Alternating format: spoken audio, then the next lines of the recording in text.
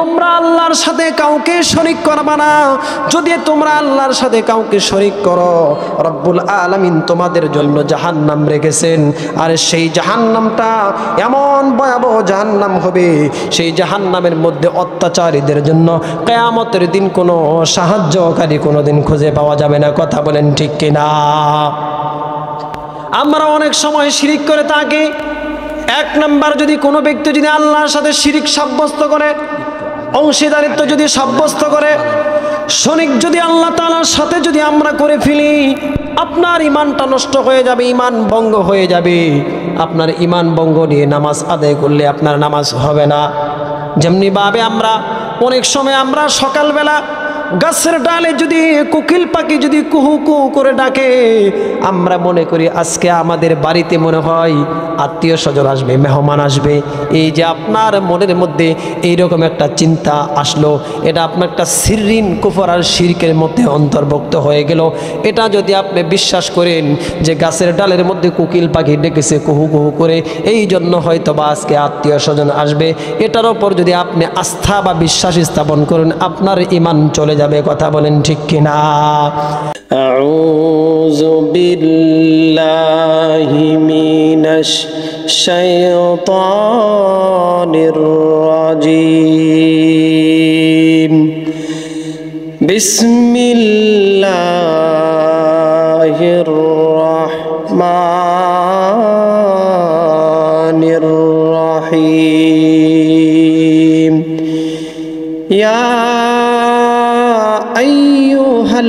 আইয়ুহাল্লাযীনা আমানু লা তাত্তাখিযু আউলিয়া বা'দুহুম আউলিয়া বা'দ।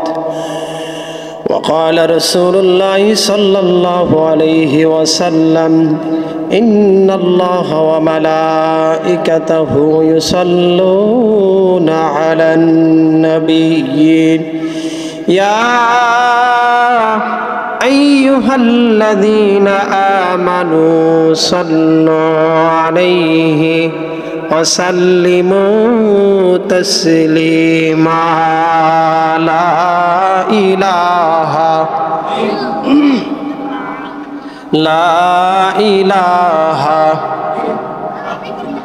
জোরে লা ইলাহা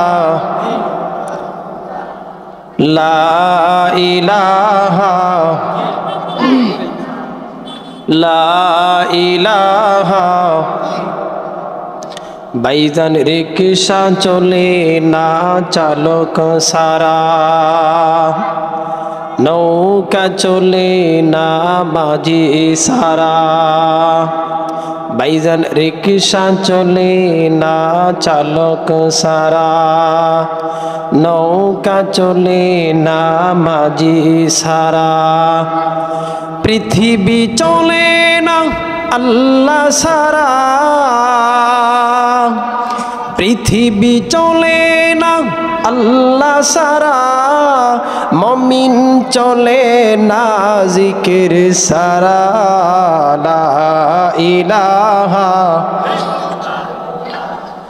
লা ইলাহা জোরে লা ইলাহা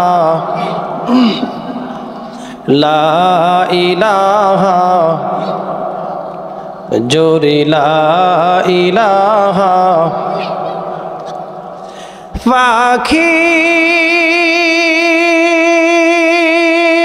পাখির গানে গানে, হাওয়ার তানে তানে, পাখির গানে গানে, হাওয়ার তানে তানে, ওই নামের ওই সুর শোনে মন, ওই নামের ওই সুর সুরে মন হলো পাগল পারা। লা ইলাহা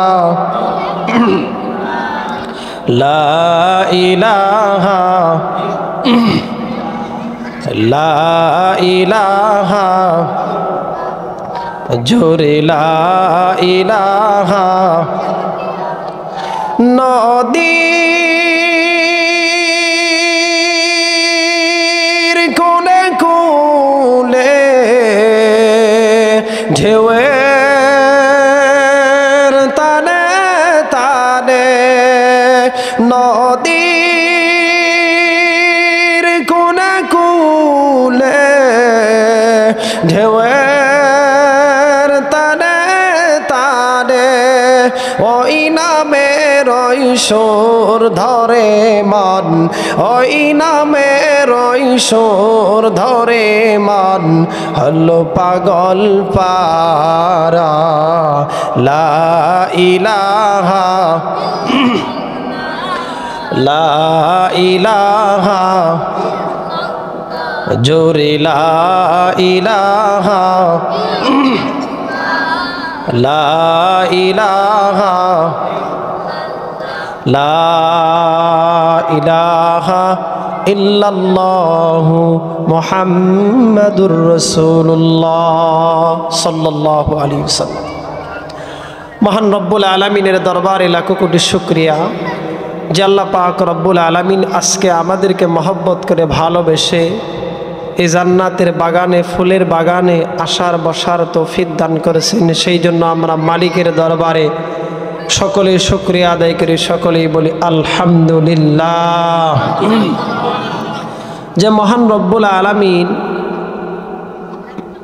আল্লাহ পাক রব্বুল আলামিন এই ফিতনা ফাসাদের জামানায় আপনি আমাকে ভালোবেসে মহব্বত করে রমজানের পূর্ব মুহূর্তে আল্লাহ তাআলা আমাদেরকে এমন একটা সুন্দর পরিবেশ, সুন্দর একটি জায়গা, বেহেশতের একটি জায়গা আল্লাহ তাআলা আমাদেরকে আসার তৌফিক দান করেছেন। এখানে আসার বসার সুযোগ সকলেরই হয় না, এই জন্য আমরা আবারও অন্তরে অন্তঃস্থল থেকে শুকরিয়া আদায় করি, সকলেই বলি আলহামদুলিল্লাহ। আমি ধন্যবাদ জ্ঞাপন করছি মহান রব্বুল আলামিনের দরবারে।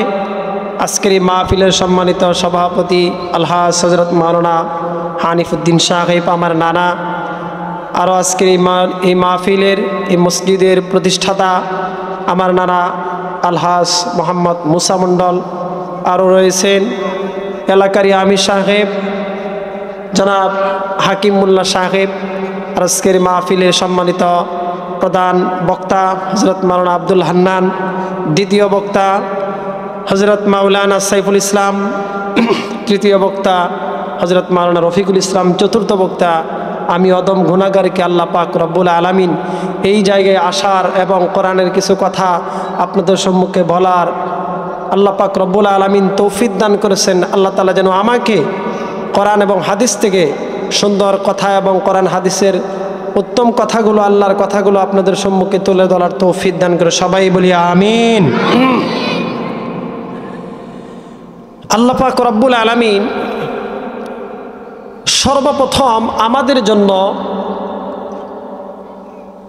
সর্বপ্রথম আপনি আমাদের জন্য করণীয় হলো রব্বুল আলামিনকে বিশ্বাস স্থাপন করা, আল্লাহর উপর বিশ্বাস স্থাপন করা, রসুলের উপর বিশ্বাস স্থাপন করা। আল্লাহ পাক রব্বুল আলামিন যত কিতাব, যত নবী, 1 লক্ষ কিংবা 2,24,000 পয়গম্বর আল্লাহ পৃথিবীর মধ্যে প্রেরণ করেছেন এবং প্রত্যেকটা নবীদেরকে আল্লাহ পাক রব্বুল আলামিন সহিফা দান করেছেন এবং ওই সহিফা অনুযায়ী তারা দ্বীনের দাওয়াত দিয়েছেন।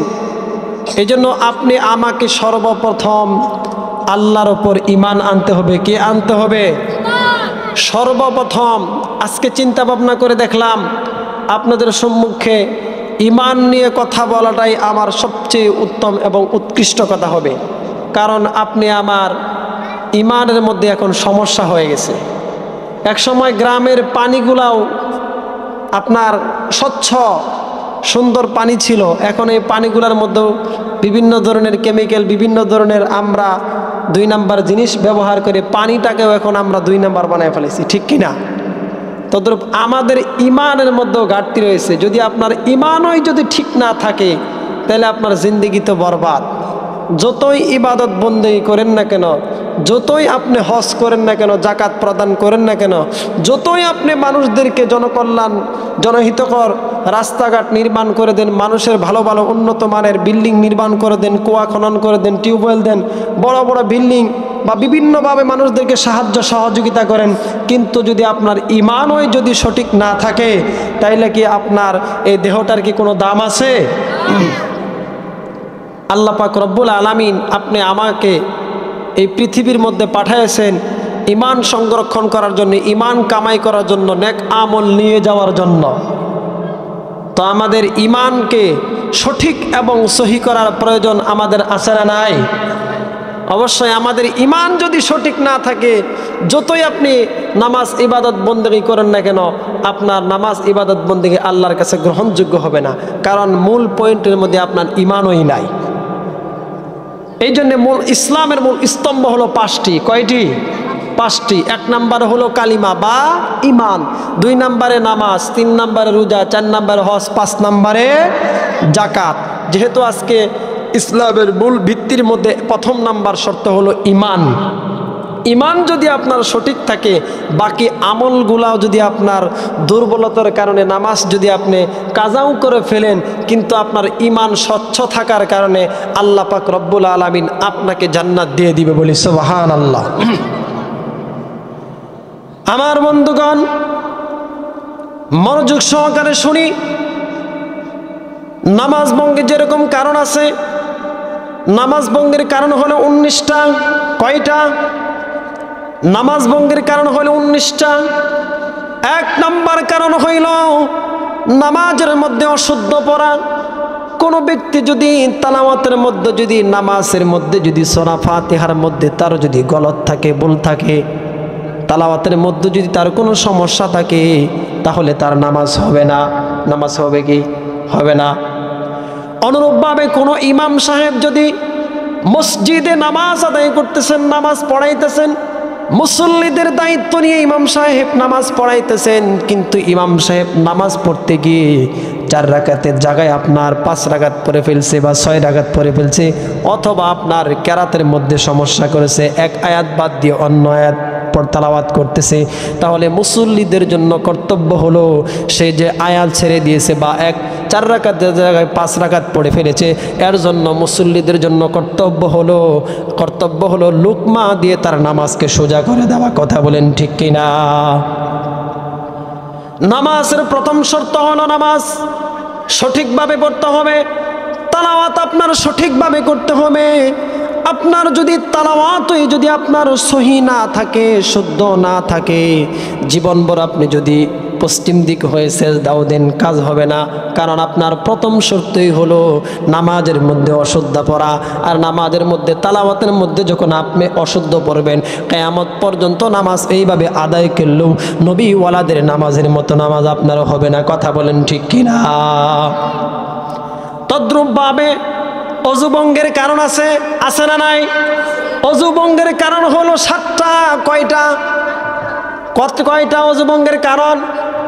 অজুভঙ্গের কারণ হলো 7টা। এই 7টার মধ্যে প্রথম নাম্বার হলো, 1 নাম্বার হলো পায়খানা বা পেশাবের রাস্তা দিয়ে কোনো কিছু বের হওয়া। এখন আপনার পেশাব পায়খানার রাস্তা দিয়ে যদি আপনার রক্ত বের হয়, পুজ বের হয়, বা আপনার মলমূত্র বের হয়, তাহলে আপনার ওযু থাকবে না। আর বিনা ওযুতে আল্লাহ তাআলাকে সেজদা দেওয়া চলে না। কথা বলেন ঠিক কিনা? নামাজ ভঙ্গের যেরকম ভাবে 19টা কারণ রয়েছে, অজু ভঙ্গের কারণ রয়েছে 7টা। এই 7টা শর্ত যার মধ্যে পাওয়া না যাবে, এই 7টা শর্তের উপর মেনটেন করে যারা না চলতে পারবে, তাহলে সে বিনা ওযুতে আল্লাহ তাআলাকে সেজদা দিলে সে কাফেরে পরিণত হয়ে যাবে। কথা বলেন ঠিক কিনা? তদ্রূপভাবে রোজা ভঙ্গেরও কারণ আছে, আছে না নাই? রোজা ভঙ্গের কারণ হলো 9টা। এর মধ্যে হলো, আপনি যদি দিনের বেলা যদি আপনি খানা খেয়ে ফেলেন ইচ্ছাকৃতভাবে, তাহলে আপনার রোজাটা নষ্ট হয়ে যাবে। এরকম ভাবে নামাজ ভঙ্গের কারণ রয়েছে, রোজা ভঙ্গের কারণ রয়েছে, ওযু ভঙ্গের কারণ রয়েছে। এমনি ভাবে ঈমান ভঙ্গেরও কারণ রয়েছে। কথা বলেন ঠিক কিনা? জীবনে অনেক ওয়াজ শুনছেন, অজু ভঙ্গের কারণ 7টা শুনছেন, নামাজ ভঙ্গের কারণ আপনি 19টা শুনছেন, রোজা ভঙ্গের কারণ আপনি 9টা শুনছেন।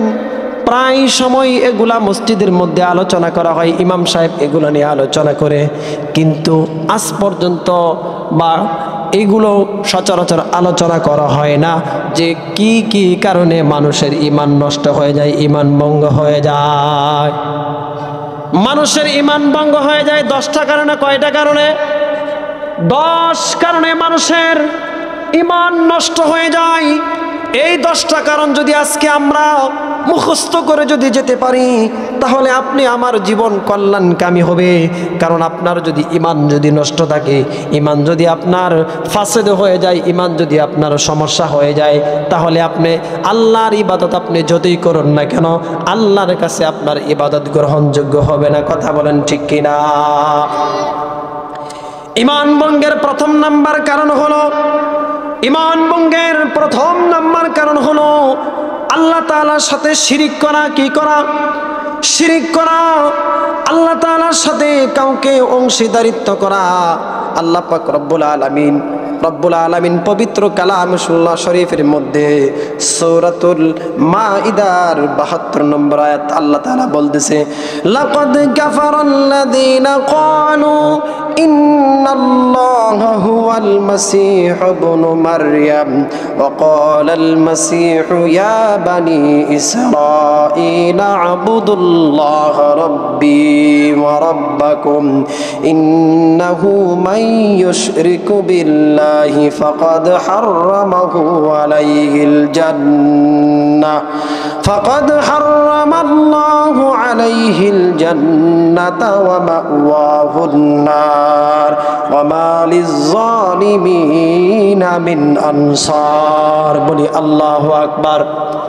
1 নাম্বার শর্ত হলো ঈমান ভঙ্গের 1 নাম্বার কারণ হইল আল্লাহ তাআলার সাথে কাউকে অংশীদারিত্ব কি করা?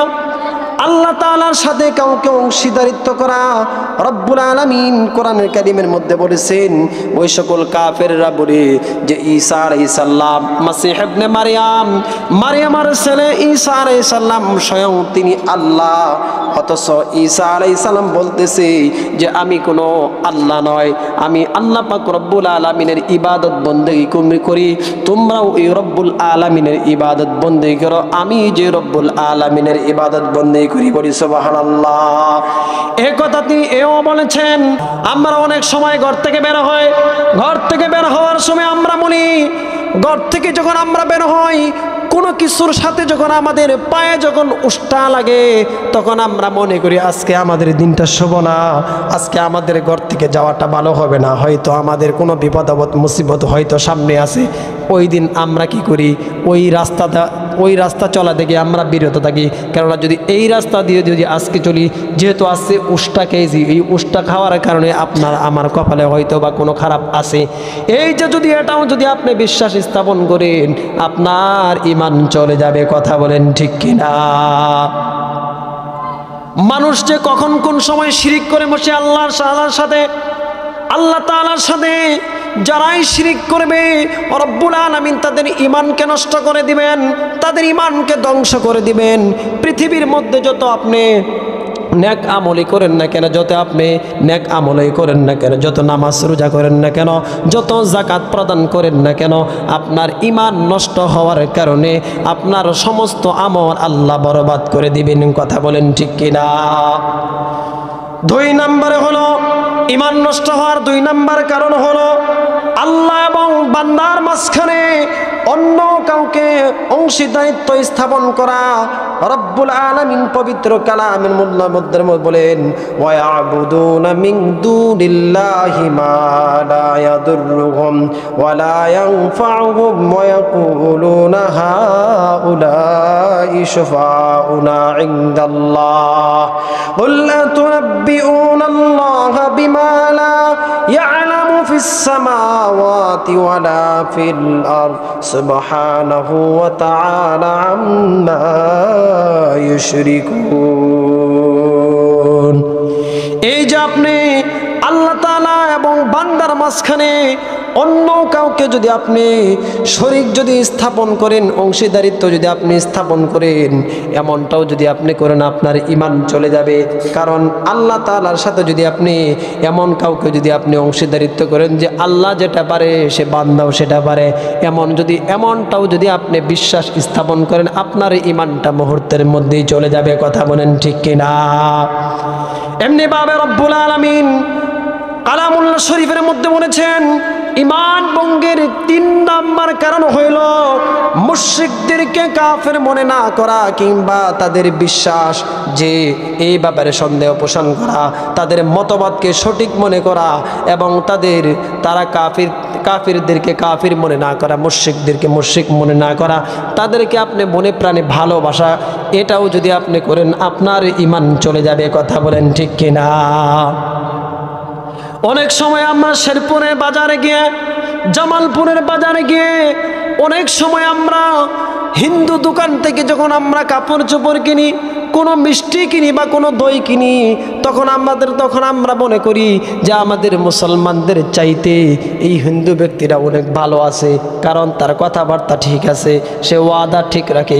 এই যে একটা সাপোর্ট দিলেন, যদি আপনি দিল থেকেই মুসলমানের চাইতে যদি আপনি হিন্দুকে যদি প্রাধান্য দিন, হিন্দুকে যদি আপনি সবচেয়ে বেশি ভালোবাসেন মুসলমানদের চাইতে, এমনটাও যদি আপনি করেন যে মুসলমানের দোকানের চাইতে হিন্দুর দোকানটাই ভালো, এমনও যদি করেন, আপনার ঈমান চলে যাবে। কথা বলেন ঠিক কিনা? এই যে আপনার ঈমান কখন কোন দিক দিয়ে আপনার ঈমান চলে যাবে আপনি নিজেই বুঝতে পারবেন না। এমন লোক পৃথিবীর মধ্যে আছে, দুনিয়ার মধ্যে আছে, নামাজ আদায় করে না, কিন্তু তখন বলে হুজুর নামাজ না আদায় করলে কি হবে, আমাদের ঈমান ঠিক আছে। কথা বলেন ঠিক কিনা? অথচ নামাজ আদায় না করলে তো তার তো ঈমানই থাকে না, ঈমান একেবারে দুর্বল হয়ে যায়, চলে যায়। সে বলতেছে নামাজ না পড়লেও নাকি ঈমান ঠিক থাকে। আমাদের মধ্যে এমন মুসলমান আছে না নাই?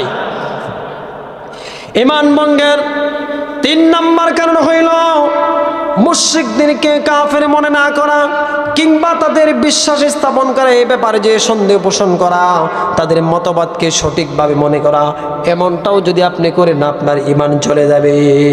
4 নাম্বার হলো রাসূলুল্লাহ সাল্লাল্লাহু আলাইহি সাল্লামের আনিত দিন ব্যতীত অন্য কোনো জীবন ব্যবস্থাকে উত্তম মনে করা। রাসূল সাল্লাল্লাহু আলাইহি সাল্লাম যে দিন নিয়ে আসছেন ওই দিনকে উত্তম মনে না করা, অন্য ধর্মকে উত্তম মনে করা, এটাও যদি আপনার করেন, আপনার ঈমান চলে যাবে। কথা বলেন ঠিক কিনা? 5 নাম্বার হইল আপনার ঈমান ভঙ্গের 5 নাম্বার কারণ হইল দিন ইসলামের কোনো বিষয়ে ঠাট্টা বিদ্বেষ পোষণ করা। এমনটাও যদি আপনি করেন, দিন ইসলামের কোনো বিষয় নিয়ে যদি আপনি ঠাট্টা বিদ্রুপ করেন, এমনটা যদি আপনি করেন, আপনার ঈমান চলে যাবে। কথা বলেন ঠিক কিনা? আল্লাহ তাআলা রব্বুল আলামিন কোরআনুল কারীমের মধ্যে বলতেছে, ওয়াল্লাযীনা কাফারু ফাতা'সাল্লাহুম ওয়া আদাল্লা আমালাহুম। আল্লাহ পাক রব্বুল আলামিন ওই সকল কাফেরদের আমলকে নষ্ট করে দিবেন। কারণ রব্বুল আলামিন রাসূল সাল্লাল্লাহু আলাইহি সাল্লাম যে দিন দান করেছে, ওই দিনের প্রতি কেউ যদি বিদ্বেষ পোষণ করে, হিংসা পোষণ করে, এমনটাও যদি কোনো মুসলমান করে, তার ঈমান নষ্ট হয়ে যাবে। কথা বলেন ঠিক কিনা? 6 নাম্বার হলো আপনার ঈমান ভঙ্গের 6 নাম্বার কারণ হইল দ্বীনের কোনো বিষয় নিয়ে ঠাট্টা মশকরা করা। সূরা তাওবার মধ্যে রব্বুল আলামিন বলেছে, কোনো ব্যক্তি যদি দ্বীনের কোনো বিষয় নিয়ে, ইসলামের কোনো বিষয় নিয়ে কেউ যদি ঠাট্টা বিদ্রুপ করে, তাহলে তার ঈমান চলে যাবে। অনেক মানুষ আমাদের সমাজের মধ্যে আছে, টুপি নিয়ে ঠাট্টা বিদ্রুপ করে, পাঞ্জাবি নিয়ে ঠাট্টা বিদ্রুপ করে, দাড়ি নিয়ে ঠাট্টা বিদ্রুপ করে, লুঙ্গি নিয়ে ঠাট্টা বিদ্রুপ করে, রাসূলের সুন্নতি লেবাস নিয়ে ঠাট্টা বিদ্রুপ করে। যারা এই রাসূলের সুন্নত নিয়ে ঠাট্টা বিদ্রুপ করবে, আল্লাহ রাসূলের টুপি নিয়ে যারা ঠাট্টা বিদ্রুপ করবে, পাঞ্জাবি নিয়ে যারা ঠাট্টা বিদ্রুপ করবে, ইসলামকে যারা হেয়পতন্য করবে, রব্বুল আলামিন তাদের ঈমানকে ধ্বংস করে দিবেন। কথা বলেন ঠিক কিনা? 7 নম্বর হলো কিছু অর্জন কিংবা বর্জনের জন্য জাদুকে শিক্ষা করা। কেউ যদি কোনো কিছু অর্জনের জন্য অথবা কোনো কিছু অর্জনের জন্য কেউ যদি জাদু টোনা শিক্ষা করে, জাদু যদি শিক্ষা করে, তাহলে তার ঈমান নষ্ট হয়ে যাবে। তবে মুহাক্কিক উলামায়ে কেরাম বলেছেন জাদু এইটুকু পরিমাণ শিক্ষা করা তার জন্য জায়েজ হবে, যেই জাদু দ্বারা মানুষের ক্ষতি থেকে বেঁচে থাকা যায় এবং অন্য মানুষদেরকেও ক্ষতি থেকে হেফাজত করা যায়, এমন এতটুকু জাদু আপনার জন্য শিক্ষা করা এটা জায়েজ আছে, মুহাক্কিক উলামায়ে কেরাম বলেছেন। কিন্তু বর্তমান সমাজে, বর্তমান আমাদের দেশে দেখা যায় এই জাদু টোনার মাধ্যমে মানুষদেরকে তার নিজের দিকে ধাবিত করে, মানুষদেরকে জাদু করে করে পানির মধ্যে ফুঁক দেয়া, ফলের মধ্যে ফুঁক দেয়া, পানির মধ্যে ফুঁক দেয়া তার প্রতি আকৃষ্ট করে এমন জাদু শিক্ষা করা জায়েজ নাই। কেউ যদি এমন জাদু যদি শিক্ষা করে, রব্বুল আলামিন তার ঈমানকে ধ্বংস করে দিয়ে কাফেরে পরিণত করে দিবেন। কথা বলেন ঠিক কিনা? 8 নম্বর হলো মুসলিমদের বিরুদ্ধে মুশরিকদেরকে সাহায্য সহযোগিতা করা, যেভাবেই হোক না কেন। সূরা নিসার মধ্যে আল্লাহ পাক রব্বুল আলামিন বলেছেন, কোন মুসলিম যদি মুশরিকদেরকে যদি সাহায্য সহযোগিতা করে, কোন কাফির খ্রিস্টানদেরকে যদি সাহায্য সহযোগিতা করে, এই সাহায্য সহযোগিতাও যদি কোনো ব্যক্তি করে থাকে, রব্বুল আলামিন তার ঈমানকে নষ্ট করে দিবেন। কথা বলেন ঠিক কিনা? 9 নম্বর শর্ত হইল কাউকে শরীয়তে মুহাম্মদ সাল্লাল্লাহু আলাইহি সাল্লামের ঊর্ধ্বে বলে মনে করা, কারণ মুহাম্মদ সাল্লাল্লাহু আলাইহি সাল্লামের ঊর্ধ্বে অন্য কাউকে মনে করে যদি, তাহলে তার ঈমান নষ্ট হয়ে যাবে। 10 নম্বর কারণ হইল ইসলাম থেকে মুখ ফেরায় নেওয়া, সেটা যেভাবেই হোক না কেন। ইসলাম থেকে কোনো ব্যক্তি যদি মুখ ফেরায় নেয়, এমনভাবে যদি মুখ ফেরায় নেয় যে ইসলাম আমার কাছে ভালো লাগে না, ইসলাম আমার কাছে অপছন্দ, এমনটাও যদি কেউ যদি করে বা মুখ দিয়ে প্রকাশ করে, রব্বুল আলামিন তার ঈমানকে নষ্ট করে দেন। কথা বলেন ঠিক কিনা? ঈমান ভঙ্গের কারণ কয়টা? 10টা। কয়টা কারণ? 10টা কারণ আমাদের প্রত্যেকের মুখস্থ করা উচিত। রব্বুল আলামিন কোরআনুল কারীমের মধ্যে ঈমান ভঙ্গের 10টা কারণ উল্লেখ করেছেন। আমি আবারও বলে দিচ্ছি। 1 নম্বর কারণ হলো আল্লাহর সাথে শিরিক করা। কি করা? আমার সাথে বলি, 1 নম্বর কারণ কি? 1 নম্বর কারণ হলো আল্লাহ তার সাথে শিরিক করা। 2 নম্বর কারণ হলো আল্লাহ এবং বান্দার মাঝখানে অন্য কাউকে মাধ্যম বানানো। আল্লাহ এবং বান্দার মাঝখানে অন্য কাউকে মাধ্যম বানানো। সেটা কিভাবে মাধ্যম বানানো? অনেক পীর সাহেবদেরকে দেখা যায়, পীর সাহেব কেবলাদেরকে দেখা যায়, মুরিদরা বলে আমাদের পীর সাহেবের 2 হাত 2জন ধরে আমরা জান্নাতের মধ্যে চলে যাব, আমাদের জন্য পীর সাহেব কিয়ামতের দিন আমাদের জন্য সুপারিশ করবে। অথচ রব্বুল আলামিন কোরআনুল কারীমের মধ্যে বলেন, ইয়াউমা ইয়াফিরুল মারউ মিন আখি ওয়া উম্মিহি ওয়া আবি ওয়া সাহিবাতিহি ওয়া বানি। তার স্ত্রী, মা তার ছেলে থেকে মুখ ফিরায় নেবে, তার বাবা তার থেকে মুখ ফিরায় নেবে, স্বীকারোক্তি করবে না। এমনিভাবে তার স্ত্রী তাকে অস্বীকার করে বলবে আমার দুনিয়াতে কোনো সন্তান ছিল না, আমার দুনিয়াতে কখনো কোনোদিন বিবাহ হয় নাই, আমি দুনিয়াতে কারো বাবা ছিলাম না। সেই দিন যদি মা যদি অস্বীকার করে বসে, তাহলে পীর সাহেব নাকি ওই দিন স্বীকারোক্তি করবে তার জন্য নাকি জান্নাত, তারকে নাকি জান্নাত এরকমভাবে সুপারিশ করে জান্নাতে নিয়ে যাবে। এটা কি সম্ভব? এটা একদম অসম্ভব, কোনোভাবেই সম্ভব না। কিয়ামতের দিন রব্বুল আলামিন একমাত্র সুপারিশ করার ক্ষমতা রব্বুল আলামিন একমাত্র তার হাবিব মুহাম্মদ সাল্লাল্লাহু আলাইহি সাল্লামকে দান করবে। বলি সুবহানাল্লাহ। আল্লাহ রাসূল সাল্লাল্লাহু আলাইহি সাল্লাম পৃথিবীর মধ্যে যত ইবাদত, যত ইবাদত বন্দেগী করার পদ্ধতি রব্বুল আলামিন জিবরাইলের মাধ্যমে আল্লাহ রসুলকে শিক্ষা দিয়েছেন, রসুলের কাছে পাঠাইছেন।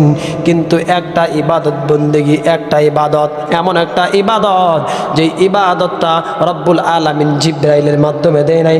স্বয়ং রব্বুল আলামিন তার সান্নিধ্যে আরশে আজিমে ডেকে নিয়ে তাকে সালাত নামক নামাজটাকে দিয়েছেন। বলি সুবহানাল্লাহ। পৃথিবীর মধ্যে যত ইবাদত আছে সমস্ত ইবাদত জিবরাইলের মাধ্যমে দিয়েছে, কিন্তু রব্বুল আলামিন একমাত্র তার এই হাবিবকে ওই সান্নিধ্যে ডেকে নিয়ে তাকে এই 5 ওয়াক্ত নামাজ প্রথমত দিয়েছিল। 50 ওয়াক্ত নামাজ পারবে না আমার আপনার উম্মতরা, 5 ওয়াক্ত দিয়ে দিল। রব্বুল আলামিন বলে আপনার কোনো উম্মত যদি 5 ওয়াক্ত নামাজই যদি সঠিকভাবে আদায় করি, আমি রব্বুল আলামিন তার জন্য 50 ওয়াক্তের সওয়াব আমি লিখে দিব। বলি সুবহানাল্লাহ। ওই সময় রাসূল তো খুশি হয়ে গেলেন, আল্লাহও খুশি। আল্লাহ রাসূল আল্লাহ পাক রব্বুল আলামিন বলতেছে, আমি আমার হাবিবকে অসন্তুষ্ট অবস্থায় আমি আমার কাছ থেকে আমি ফেরত দিব না। আমি বললাম, হাবিব আপনি আমার কাছে কি চান, আপনি আমার কাছে কি চান? আল্লাহ রাসূল ওই সময় বলেছিলেন যে আমার সমস্ত উম্মতদেরকে নাজাত করে দিতে হবে, সমস্ত উম্মতদেরকে জান্নাতে যাওয়ার ব্যবস্থা আল্লাহ আপনাকে করে দিতে হবে। বলি সুবহানাল্লাহ। ওই সময় রব্বুল আলামিন বলেছিল, ও আমার প্রিয় হাবিব, ও আমার প্রিয় বন্ধু, আমি হলাম ইনসাফগার, আমি তো ইনসাফ প্রতিষ্ঠাকারী। আমি রব্বুল আলামিন যদি যারা দুনিয়ার মধ্যে যারা খারাপ কাজ করেছে তাদেরকে যদি জান্নাত দিয়ে দেই, যারা ভালো কাজ করেছে তাদেরকেও যদি জান্নাত দিয়ে দেই, কারণ যদি বিচার আচার না করি তাহলে তো আমার ইনসাফ থাকলো না। কারণ অনেক মানুষ আছে খারাপ কাজ করে জান্নাতে যাবে, অনেক মানুষ আছে ভালো কাজ করে জান্নাতে যাবে, এটা তো আমার ইনসাফ হতে পারে না। তবে আপনার জন্য আমি দুইটা শর্ত দিচ্ছি। কয়টা শর্ত? দুইটা শর্ত দিচ্ছি। এক নাম্বার হলো আপনার সমস্ত উম্মতদের মধ্যে থেকে অর্ধেক উম্মতদেরকে আমি বিনা হিসেবে জান্নাত দিয়ে দিব, সুবহানাল্লাহ। আর বাকি অর্ধেক উম্মতদেরকে আমি জাহান্নামের মধ্যে দিয়ে দেব। এটা হলো এক নাম্বার। কয় নাম্বার? এক নাম্বার। অর্ধেক উম্মতদেরকে আমি বিনা হিসেবে জান্নাত দিয়ে দিব, আর অর্ধেক উম্মতদেরকে আমি জাহান্নামের মধ্যে প্রবেশ করাই দিব। এটা হলো এক নাম্বার শর্ত।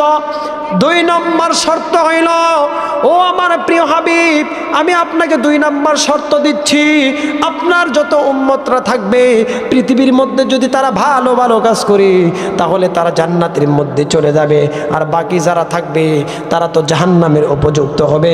আমি তাদেরকে বিচার আচারের মাধ্যমে তাদেরকে যদি আমি জাহান্নামের মধ্যে দাখিল করাই দেই, কিন্তু আপনাকে একটা শর্ত দিচ্ছি, আপনাকে একটা স্পেশাল পাওয়ার দেওয়া থাকবে। যাদেরকে আমি জাহান্নামের মধ্যে দিয়েছি তাদেরকে সুপারিশ করে আপনি জান্নাতের মধ্যে নিয়ে যাওয়ার অধিকার ক্ষমতা আমি রাসূল আপনাকে আমি দিয়ে দিব। বলি সুবহানাল্লাহ। তাহলে দুই নাম্বারটা আমাদের জন্য ভালো না? এক নাম্বার বলছিল অর্ধেক উম্মত বিনা হিসেবে জান্নাত দিবে, আর অর্ধেক বিনা হিসেবে জাহান্নাম। আর দুই নাম্বার হলো নেককার বান্দাদেরকে আল্লাহ জান্নাত দিয়ে দিবেন, বদকার বান্দাদেরকে আল্লাহ জাহান্নামে দিবেন। কিন্তু একটা শর্ত হইল, আপনাকে একটা স্পেশাল পাওয়ার দেওয়া হবে। আপনার যত ইচ্ছা মন চায় আপনার উম্মতদেরকে আপনি সুপারিশ করে আপনি জান্নাতের মধ্যে নিয়ে যেতে পারবে। বলি সুবহানাল্লাহ। কিয়ামতের দিন কোন নবী আম্বিয়া আলাইহিস সালামরা সুপারিশ করার ক্ষমতা কেউ পাবে না। এই দিন মাত্র একমাত্র আপনি আমার নবী মুহাম্মদ সাল্লাল্লাহু আলাইহি সাল্লাম, একমাত্র তাকেই সুপারিশ করার ক্ষমতা দেওয়া হবে। বলি সুবহানাল্লাহ। অন্য কোন নবীকেও সুপারিশ করার ক্ষমতা দেওয়া হবে না। ওই দিন কিভাবে এই পীর সাহেব হুজুররা তাদের মুরিদদেরকে সুপারিশ করে কেমনে জান্নাতে নেবে? এটা কি সম্ভব? তিন নাম্বার, দুই নম্বর কারণ হইল আল্লাহ এবং বান্দার মাঝখানে অন্য কাউকে মাধ্যম বানানো। সেটা হলো পীর সাহেব হুজুরদেরকে মাধ্যম বানানো। তাদের প্রতি যদি আপনার যদি একটা আস্থা থাকে যে তারা সুপারিশ করে জান্নাতে নিয়ে যেতে পারবে, জান্নাতে নিয়ে যেতে পারবে, এটা কখনো সম্ভব না। এটা যদি আপনি বিশ্বাস স্থাপন করেন আপনার ঈমান চলে যাবে। এক নম্বর ঈমান ভঙ্গের কারণ হলো শিরিক করা আল্লাহর সাথে। দুই নম্বর হলো আল্লাহ এবং বান্দার মাঝখানে অন্য কাউকে শরীক করা, সাব্যস্ত করা। তিন নম্বর কারণ হইল মুশরিকদেরকে কাফের মুশরিক মনে না করা। যদি আপনি কাফের মুশরিকদেরকে কাফের মুশরিক না মনে করেন তাহলে আপনার ঈমান চলে যাবে। তিন নম্বর হলো রাসূলুল্লাহ সাল্লাল্লাহু আলাইহি সাল্লামের আনিত দিন ব্যতীত অন্য কোনো জীবন ব্যবস্থাকে উত্তম মনে করা। আল্লাহ রাসূল আমাদের জন্য যে আদর্শ নিয়ে আসছেন সেটাকে আপনাকে উত্তম মনে করতে হবে। কিন্তু যদি আপনি উত্তম মনে না করে অস্বীকার করেন তাহলে আপনার ঈমান চলে যাবে। পাঁচ নম্বর হলো দিন ইসলামের কোনো বিষয়কে নিয়ে ঠাট্টা বিদ্রুপ করা। টুপি নিয়ে দাড়ি নিয়ে কেউ যদি ঠাট্টা বিদ্রুপ করে তাহলে তার ঈমান চলে যাবে, সে কাফেরে পরিণত হয়ে যাবে। ছয় নম্বর হলো আপনার কোনো কিছু অর্জন কিংবা বর্জনের জন্য জাদু অথবা জাদুর উপর সন্তুষ্ট থাকা এবং মনে প্রাণে জাদুকে বিশ্বাস স্থাপন করা। এরকম ভাবে মুসলিমদের বিরুদ্ধে মুশরিকদেরকে সাহায্য সহযোগিতা করা, কাউকে শরীয়তে মুহাম্মদ সাল্লাল্লাহু আলাইহি সাল্লামের ঊর্ধ্বে মনে করা। 10 নম্বর হলো আপনার ইসলাম থেকে মুখ ফিরিয়ে নেওয়া। এই 10টা কারণ যদি কারোর মধ্যে যদি পাওয়া যায় তাহলে রব্বুল আলামিন তার ঈমানকে ছিনিয়ে নেয়া তাকে কাফেরের মধ্যে, এরকম কাফের দরজার মধ্যে তাকে পৌঁছায় দিবে। বলি নাউজুবিল্লাহ। তাহলে এই 10টা শর্তের উপর আমরা আমল করতে পারবো তো ইনশাআল্লাহ? পারবো তো ইনশাআল্লাহ? দেখি কারা কারা পারবো ইনশাআল্লাহ 10টা শর্তের উপর ইনশাআল্লাহ। আল্লাহ আমাদের তৌফিক দান করে, সবাই বলি আমিন। এই 10টা শর্ত যদি আমি যদি মেনটেনমেন্ট করে যদি চলতে পারি, রব্বুল আলামিন আপনি আমার ঈমানকে আল্লাহ পরিপূর্ণ করে দিবে, বলি সুবহানাল্লাহ। এরকম ভাবে ঈমান এমন একটা জিনিস, আপনার যদি ঈমান যদি না থাকে একটা বিরান ঘরের মতো আপনি হয়ে গেলেন। আপনার যদি ঈমান যদি না থাকে একটা মানুষের কোনো দাম থাকে না। বিনা ঈমানে একটা মানুষ চলতে পারে না। ইঞ্জিন ছাড়া যেমন ভাবে একটা গাড়ি চলতে পারে না, এরকম ভাবে মানুষ যদি ঈমান যদি তার না থাকে একটা মানুষের সঠিক আল্লাহ রাস্তায় সে চলতে পারে না। কথা বলেন ঠিক কিনা? আল্লাহর একজন বান্দি দেখেন তার ঈমানের পাওয়ার কেমন ছিল। আল্লাহর একজন এমন বান্দি ছিল, এরকম ভাবে আপনাদের মতো মহিলাদের মধ্যে ওয়াজ চলতেছিল। একজন ব্যক্তি আলেম, একজন ব্যক্তি তার ওয়াজ শুনতেছে।